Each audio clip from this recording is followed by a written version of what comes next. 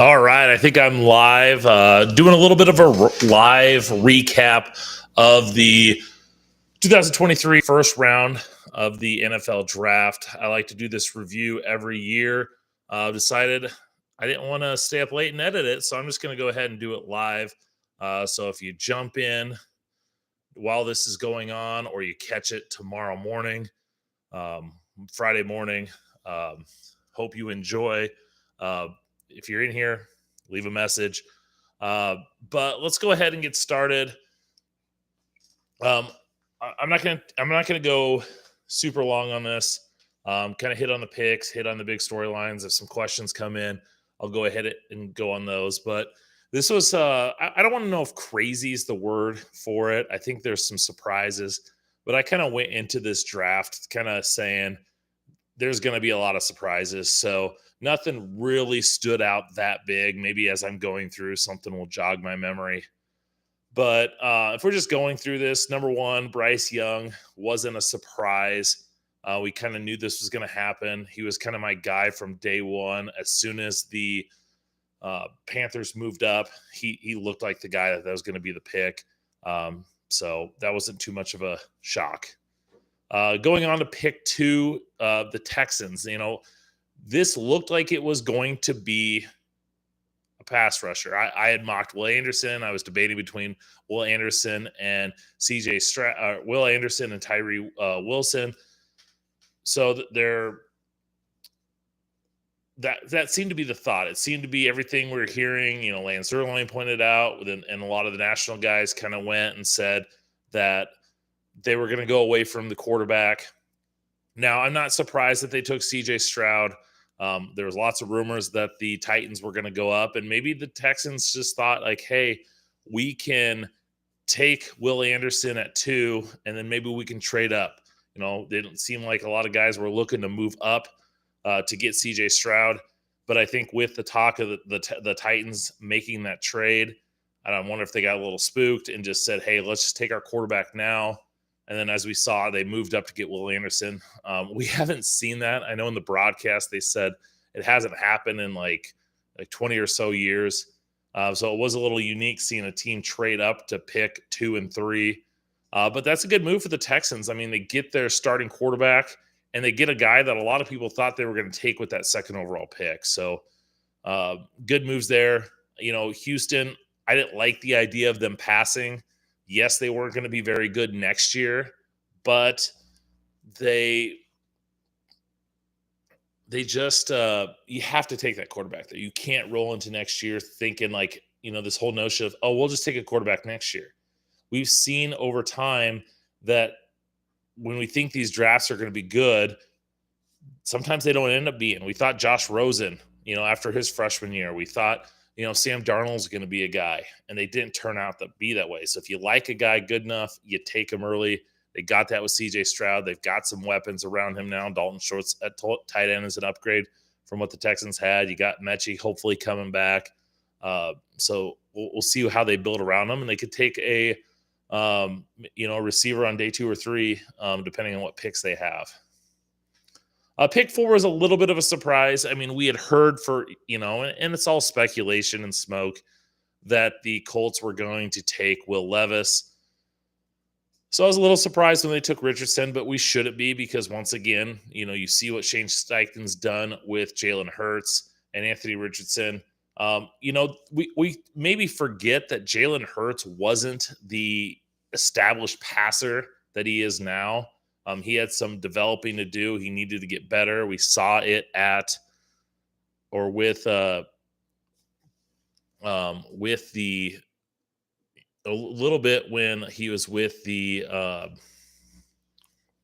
Oklahoma, but he really took that steps, and a lot of that could have been from the development of Shane Steichen. The Colts are going to be a run-oriented team, so they could very well. They're going to be run-oriented, so I think Richardson's definitely a guy that's going to fit pretty well with that. I said there wasn't a whole lot of surprises, and I think that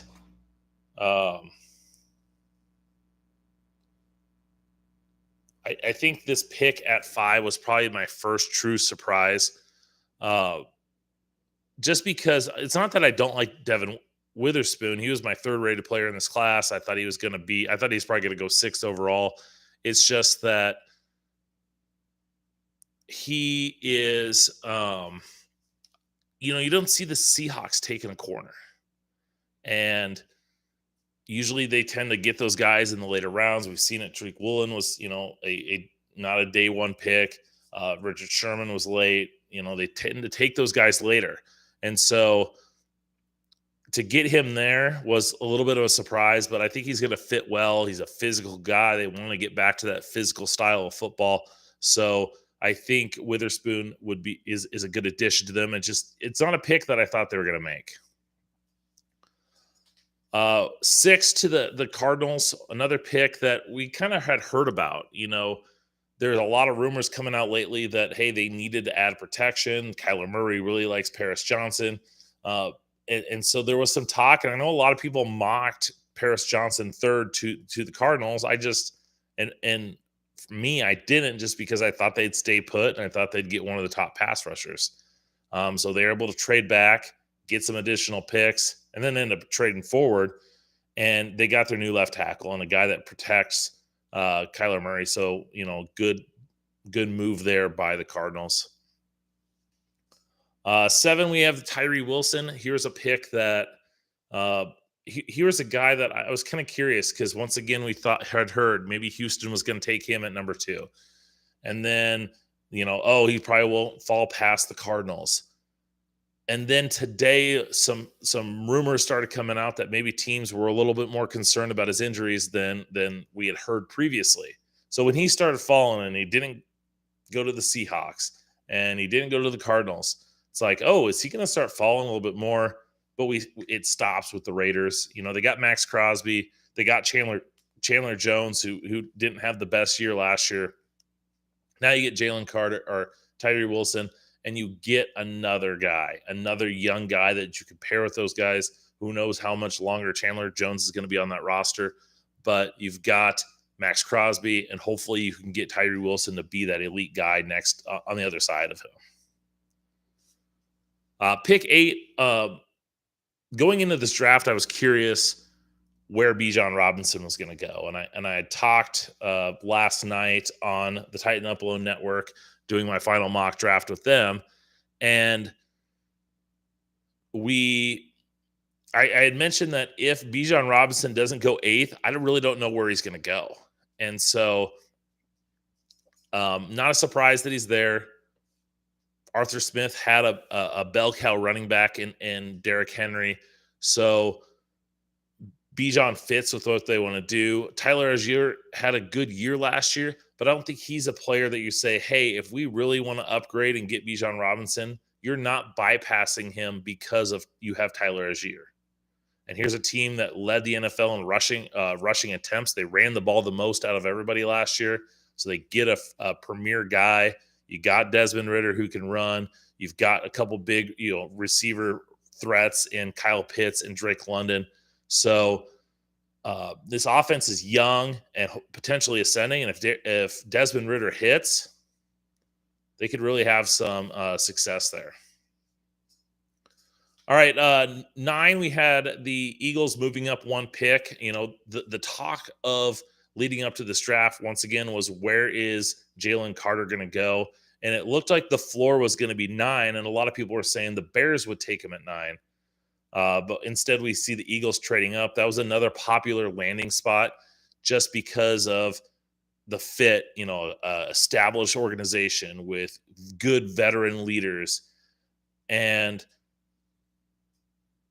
Jalen Carter's got some off the field issues. There's questions about his work ethic, his involvement in that car accident, and he needed to go to a team that had those strong leaders. We see it with the Eagles. Not only do they have guys like Fletcher Cox and Brandon Graham, but they also have some of his former teammates in Jordan Davis, who's got, pretty good, really good football character. Nakobe Dean, another guy that's got excellent football character.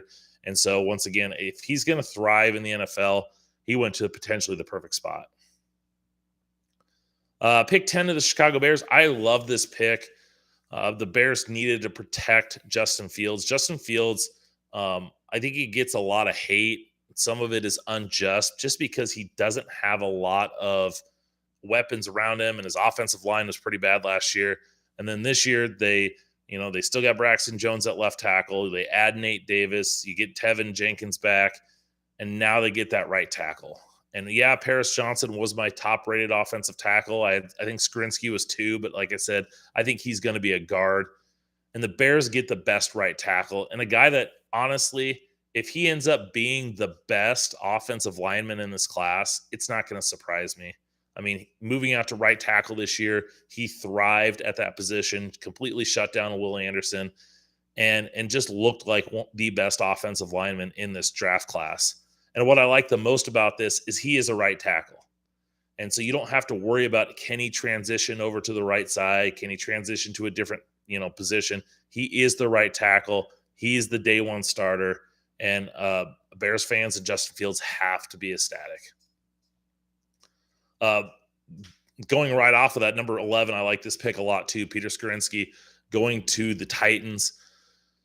The Titans needing to build up that offensive line. It was atrocious last year. Aaron Brewer, their left guard, was probably the worst guard in the NFL, in my opinion. Skrinsky, I thought, was a perfect fit for what the Titans want to do. They have that need at left guard. Skrinsky, you could slide him right in there. He doesn't have to switch sides or anything. You could just slide him down. You got Andre Dillard next to him, and I think he's got the athleticism to fit that. And I just think it's a great move for a team that's just looking to kind of get good players.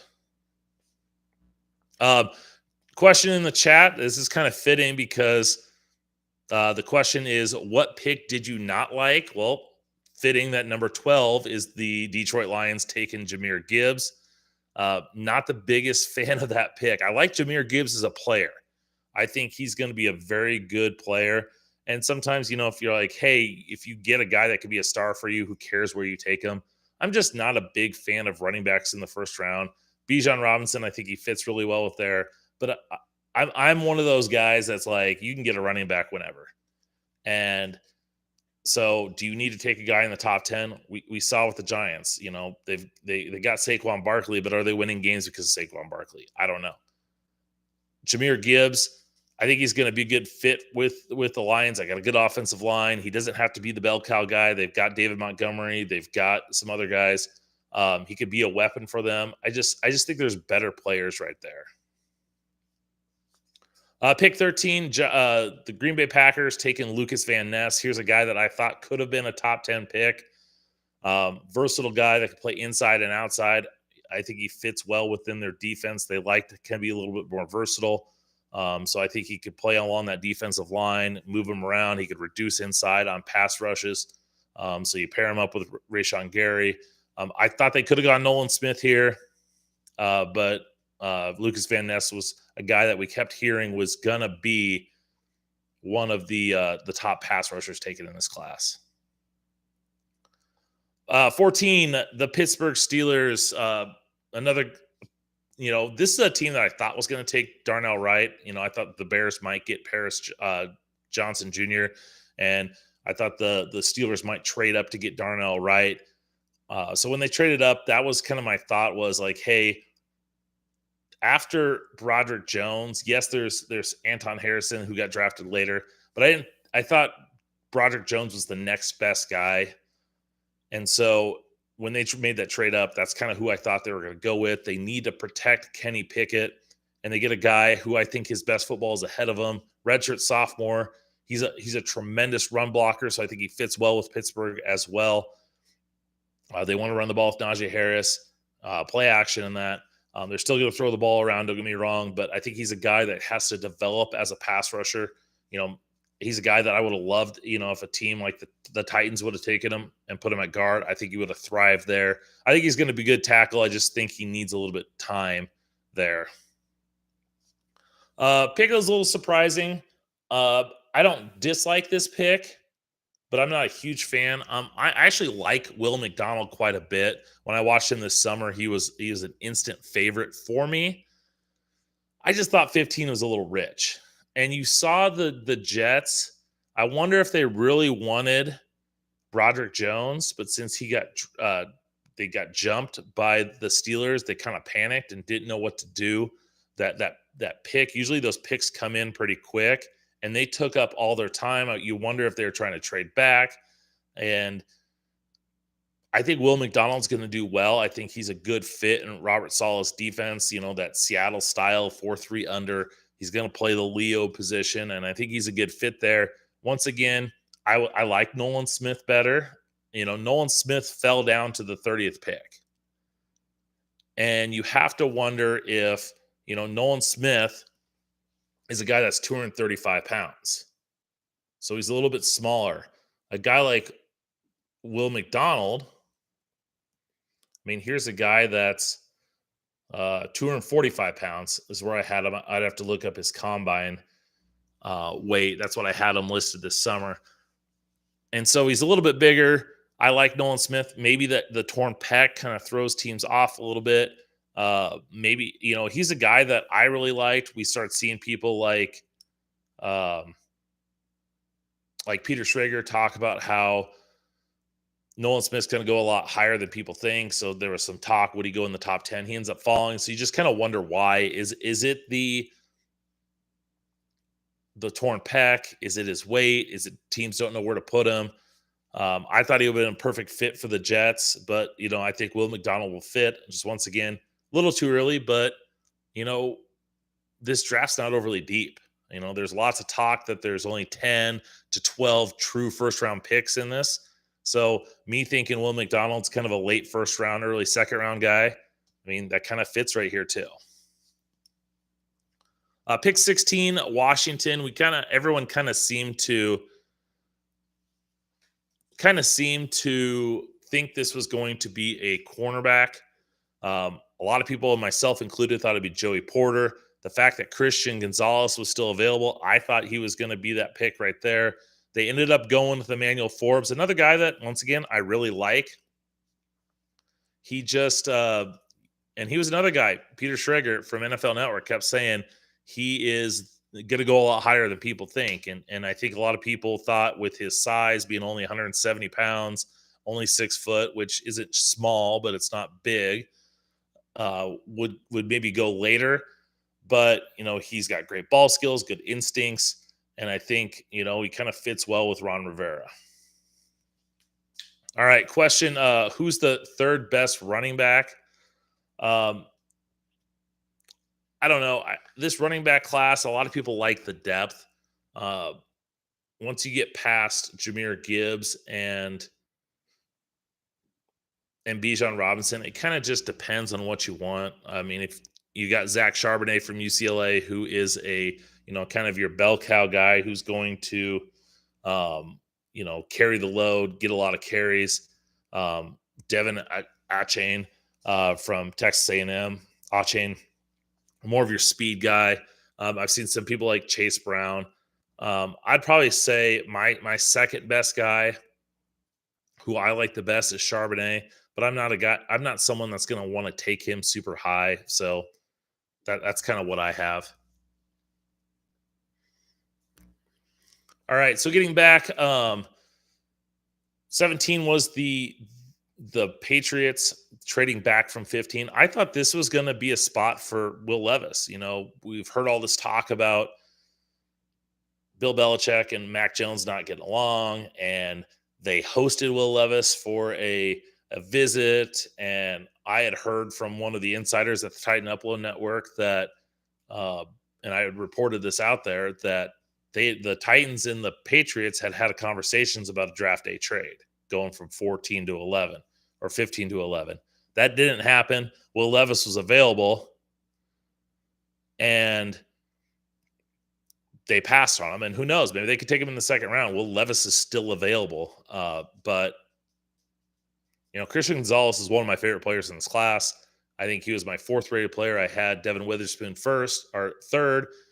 Christian Gonzalez second. A little surprised he went this far. He's got the size, he's got the athleticism. I thought his other guys maybe instincts were a little bit better, so maybe that's where they may have gone with. But I think that's a good fit for Gonzalez. Cornerbacks do very well with the Patriots, so I think he's a guy that looks like he's going to have a pretty good career. Pick 18, another pick. I mean, I'm not a big fan of the Lions picks. I got a good buddy who I used to write with and scout with at NFL Draft Geek, Kyle Howe, big Lions fan. He really liked the Jack Campbell pick. He called him elite. I like Jack Campbell too, but he was my 48th player in this class. Good player, don't get me wrong. I wasn't shocked that he went in the first round. I was just surprised he went 20th. He's got good size, downhill run blocker. I think he's a Dan Campbell type player, which is, I think, important to kind of keep an eye on. But I just think that 18th pick is a little too high. All right, pick 19, Kalijah Kancey to the Bucks. I like Kalijah Kancey a lot. I was just a little surprised the Bucks took him. But they if you think back to Todd Bowles, he kind of runs that 4-2-5, lots of safeties, lots of movement. He wants to blitz a lot. So I think a guy like Kalijah Kancey, you think kind of maybe a 3-4 style defense or base that they run wouldn't be a great fit. But I think his ability to slant, to loop, to move laterally, be explosive, get penetration, really fits with what the Bucks want to do. Another team that I thought, Will Levis was probably going to go to. They've got Kyle Trask and Baker Mayfield. I just like Will Levis so much more than the NFL does, and that's fine. But just a little surprised that they passed on him. Even like a Hendon Hooker we kept hearing, hey, Hendon Hooker is going to go in the first round. He didn't. But, Kalijah Kancey, another guy we heard could be a top 20 pick. Big fan of him. He's not Aaron Donald. But if he could be a Geno Atkins, they'd be very happy.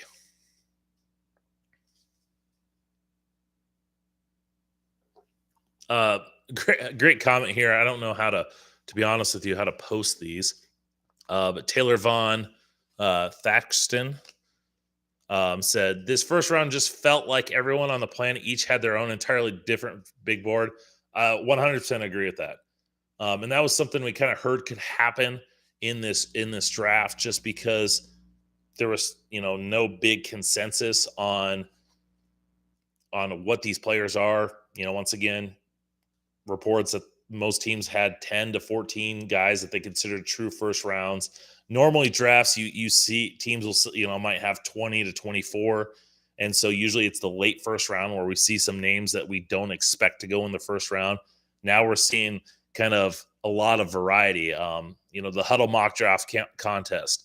I think the winner had like 10 picks right, which is kind of pretty low for that contest. And it just kind of goes to show you how difficult it was to kind of predict. I think a lot of people kind of saw these players. There wasn't a player drafted in here that I didn't expect to go in the first round. But it just, a lot of these picks just didn't go where a lot of people thought they were going to go. All right. Picks 20 through 24, 4 straight receivers. So we have the Seahawks taking Jackson Smith-Njigba at 20. The Los Angeles Chargers taking Quentin Johnston at 20 or 2 or 21, however you want to call it. Then the Baltimore Ravens taking Zay Flowers. And then the Minnesota Vikings taking Jordan Addison. Not a strong receiver class. There's no Jamar Chase. There's no elite guy. But there's some definitely good guys. Jackson Smith-Njigba was at the top of my rankings, him and Jordan Addison. I think Seattle's a good fit for him because they've got Tyler Lockett. They got DK Metcalf. I think Smith-Njigba fits well within those. Not a high-end speed guy, but very quick. He's going to work that short to intermediate, give Geno Smith another weapon to throw to. I think he'll thrive in that offense. Quentin Johnston, we kept hearing that the Chargers wanted at a receiver. A lot of Zay Flowers, a lot of Jordan Addison. I think I mocked him a tight end. but we got to think, and trends always happen. The Chargers love big receivers. So Quentin Johnson's the guy that I really want to like. 6'3", 225 pounds, explosive athlete. I just wish he caught the ball better. Too many times on tape, I saw him let the ball get to his body. I did a film room session on him. So if you want to go check that out on my channel, he went to high point a ball, but instead of reaching up to high point it, he cupped it. And he jumped up and let it come to him, and that's just a pet peeve of mine. I don't like that. I want my big receivers to go up and attack the ball at the catch point. So hopefully Quentin Johnson can do a better job of that. And I think if he does, he could be a stud receiver in this league. And I think he'll fit well with Justin Herbert. Give him a young, explosive down the field threat. Zay Flowers was a guy that I think a lot of people had mocked their early name, connected to them. Just get him another receiver. I think he'll fit well in Todd Monken's offense of, that he's bringing a more vertical attack. Zay Flowers reminds me a lot of how Antonio Brown played. Now, I'm not saying that he's going to be Antonio Brown, but his style of how he played, Antonio Brown wasn't a big receiver, but he was quick. He was, could win deep. He can make big plays. He played bigger than his size. I saw that a lot with Zay Flowers. And then finally, Jordan Addison was the guy that I thought maybe the Chiefs would come up to get. With the Vikings letting Adam Thielen go, cutting him and removing him from the team, receiver kind of was a need. They have Justin Jefferson. I like KJ Osborne.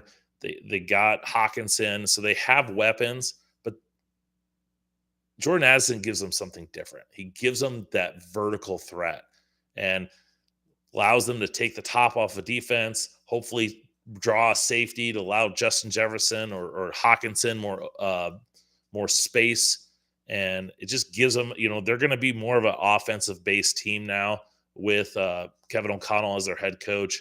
So Addison's a good pick there for them. All right, the New York Giants, they're another team that was rumored quite a bit to take a cornerback. Deonte Banks was a guy that I really liked. Thought he could have definitely gone higher, but once again, I think with Christian Gonzalez slipping, kind of pushed those cornerbacks back. But good athlete, really like him. Did a video on him. Want to learn more about him? Go check that out. Dalton Kincaid to the Bills at pick 25. I like Kincaid a lot as a player. I like that he's a weapon. I'm just, I guess, a little surprised. I shouldn't be.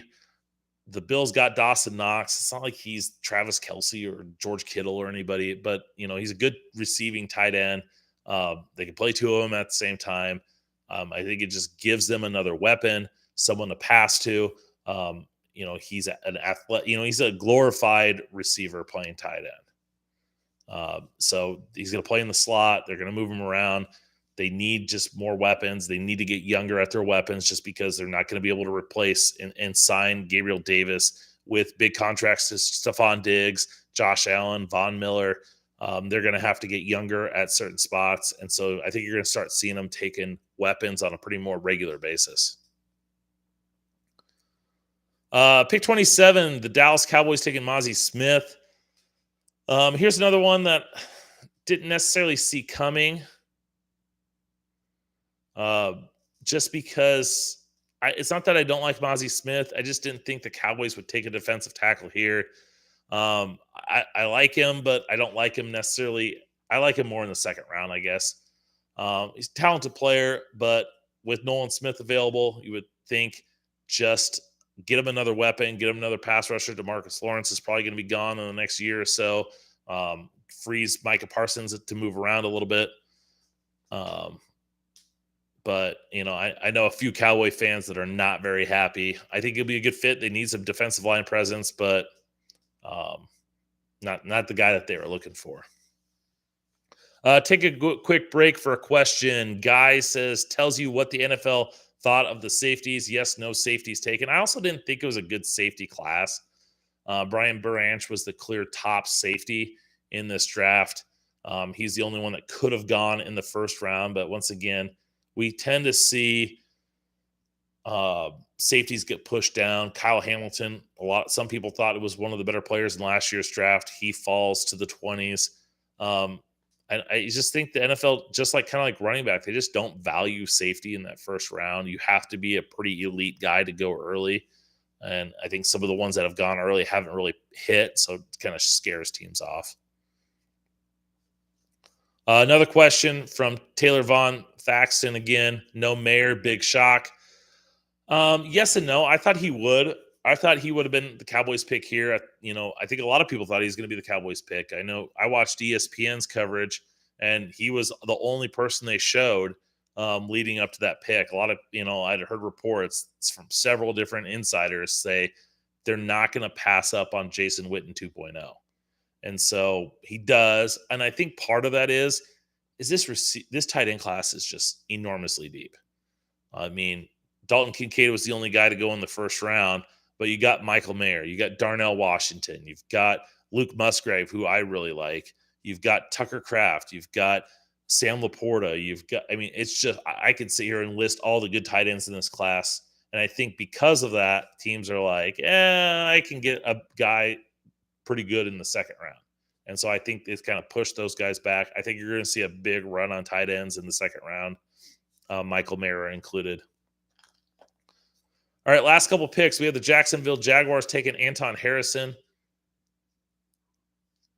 another offensive tackle. You had Paris Johnson Jr., you had Darnell Wright, you had Broderick Jones. If you throw Skowronski in there, those were the top four. They were in the top tier. Anton Harrison was that step below. And I think he was kind of in a tier to himself. So he was a guy that I thought was going to go in the first round. I thought he could have gone maybe a little bit higher, like Tampa potentially could have taken him. But Jacksonville, they lost Jawan Taylor to the Chiefs in free agency. Cam Robinson, if I'm not mistaken, just got suspended for a number of games. I don't think they took Anton Harrison because Cam Robinson got suspended. But I think with Jawan Taylor being gone, I think they like Walker Little as more of a swing guy, not necessarily their starter. So Harrison gives them that next best offensive tackle. And like I said, I think it's a little bit of a drop after him. And Harrison's a good athlete. I like him. He moves well. I wish he'd be a little bit stronger. That could come over time. Myles Murphy's a guy that he was my third rated pass rusher. I thought he could have gone higher. Not shocked that he went in the 20s. Good athlete. Every time I watched him, I wanted more out of him. He didn't have the production that I thought he was going to have.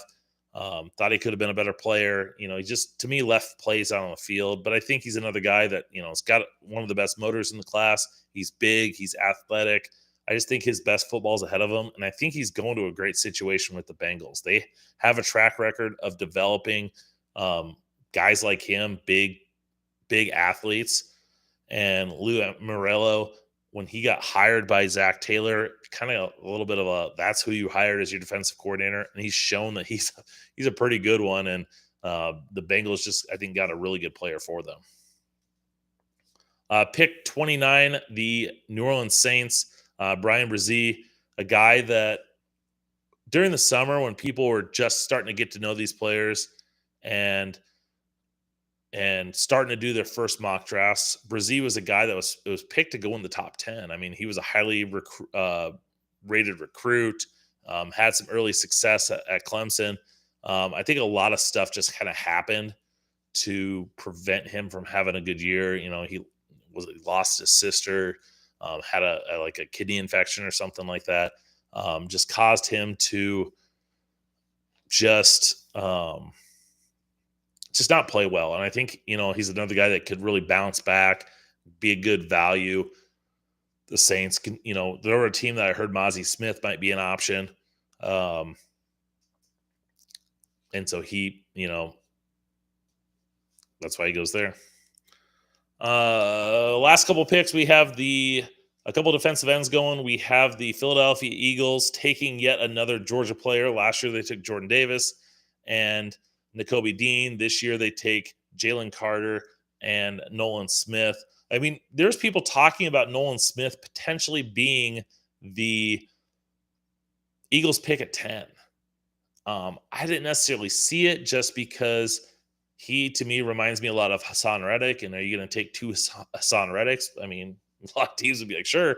So maybe that's why I thought they could have passed on. Plus, they got Jalen Carter. So I think with him falling, they said, here's a guy that we think is pretty good. Let's just take him. I know there's some people out there. I saw on, I think it was on Twitter, talking about his fit within the Eagles defense. Kind of maybe play him more as a stacked linebacker initially, and then reduce him down as a pass rusher. I think he could definitely. Here's another thing too: the Eagles love to get guys for the future. You know, they draft offensive linemen to play the next year. I mean, Jalen Carter is gonna play, sit behind Jordan Davis and Fletcher Cox, and then eventually replace Fletcher Cox. Nolan Smith could be a guy that sits, doesn't sit, but backs up Hassan Reddick, plays maybe as a situational pass rusher, and then eventually maybe they say, okay, we can move on from Hassan Reddick, and we got Nolan Smith there. And then finally, the Kansas City Chiefs. I think this is a pretty cool situation. The Kansas City Chiefs, with this final pick, they took Felix Onudike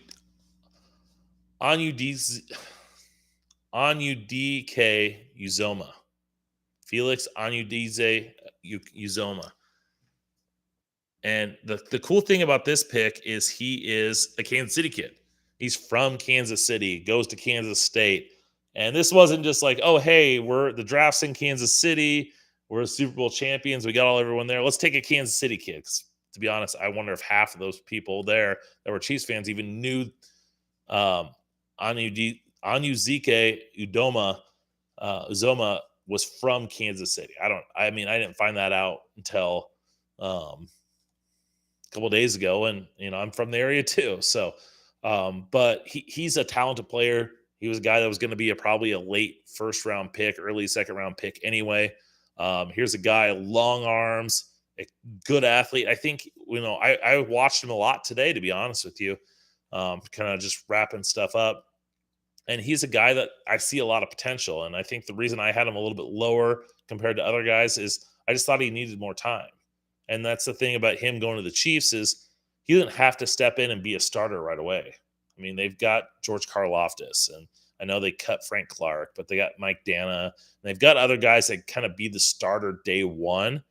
And Onudike Uzoma can be the guy that eventually becomes that starter opposite of George Karlaftis. And the Chiefs are going to continue to add pass rushers, kind of like what I said with the Bills, is kind of getting all these young guys. You're going to see the Chiefs. They got Patrick Mahomes. They got Travis Kelce. They've got Chris Jones. They've got these guys that they've signed to big contracts. They're going to start cycling through some of these young guys at defensive end, at receiver. And so they got that there. All right, so that's the first round. I see a couple questions in the chat. So if you have a question, I'm probably not going to talk too much longer. So if you have a specific question, I know there's only a couple people watching it live. But if you have a question, get that in before we end things. All right, so one of the questions is, what is the buzz on Freeland? I'm assuming that's Blake Freeland, the offensive tackle from BYU. I don't know any buzz on him, to be honest with you. I like him as a player. I feel like I like everybody this draft. As a Bears fan, if you didn't know I'm a Bears fan, I had someone ask me, oh, who do you want the Bears to pick? And there wasn't a specific guy that I really liked. There wasn't like, I really want this guy. And there was a lot of guys that I really liked, and I was just going to kind of wait and see. And Darnell Wright was one of the guys that I liked. And when they drafted him, I was a big fan of him. So I liked a lot of these picks. A lot of them make sense. A lot of them, I didn't think there wasn't a single player in this first round. There wasn't, out of the 31 picks, there was not one person that I said, that guy went in the first round. Every one of these guys, I released on the Huddle Report my top 50, and it wasn't like my true rankings. It was out of all the guys that could go in the first round, these are how I rank them. And every one of those guys ended, not everyone, but everyone that got drafted was in that. So a little bit about Freeland. Like I said, I like him. I think he's a good athlete. Good lateral agility. I liked his burst. I thought he could have been a little bit stronger, but he's a guy that's 6'8", 300 pounds. At that size, that height, it's hard to really get good leverage. I thought he was a guy that needed maybe a little bit of time. I gave him my grade that I gave him on. He had a high trait grade, but he was a guy that I thought would be a starter within a couple of years. So to me, I'm not surprised he didn't go this high. I think he's probably going to go in the second round. I'd heard a little bit of talk on him potentially going in the second round, so I guess there is a little bit of buzz on that. So it'll be curious. I think he's kind of in that third tier. We have Paris Johnson Jr., Darnell Wright, Broderick Jones was in that top tier. Then you had Anton Harrison, and then that tier behind that is where you have, I think, guys like Blake Freeland. Best player still on my board is Will Levis. I like Will Levis. I didn't think he was a future superstar, like guaranteed, but I thought he was a guy that was going to have a good, potentially have a high ceiling. So he was my 9th rated player, so he's still available. John Michael Schmitz from Minnesota is a guy that I really like. My 11th rated player, really high on him. I think he could be a day one starter. Drew Sanders from Arkansas. I think he's a versatile off the ball linebacker that can be a good pass rusher. Keely Ringo from Georgia. I think I like him going in the second round. Joey Porter Jr. is a guy that easily could have gone in the first round. A little surprised he didn't, but he got a little handsy at times. Steve Avila, offensive guard from TCU. BJ Ojulari from LSU, a pass rusher. Brian Branch from Alabama, the safety. Michael Mayer. There's a lot of guys that I really like that are still available. So to me, the depth of this draft is that kind of late first, early second. The elite players in this draft, there wasn't anyone that like, ooh, that's the guy. That's the best player in this draft. I don't think we had any of that this year. So we had a lot of the true first round guys were solid first round guys, but I think there's a lot of good second round talent in this draft. And a lot of those guys are still available too. So, all right, I'm going to go ahead and wrap that up. I know there's been a few of you that have been giving me your questions, giving me comments, so I really appreciate this. Thanks for watching. Those of you who might see this later on, send a comment. Let me know if you have a question. Feel free. I'll be around tomorrow. If those questions come, I'll try to answer them before the second and third round start tomorrow. But thanks for watching. Hope you enjoyed. Till next time.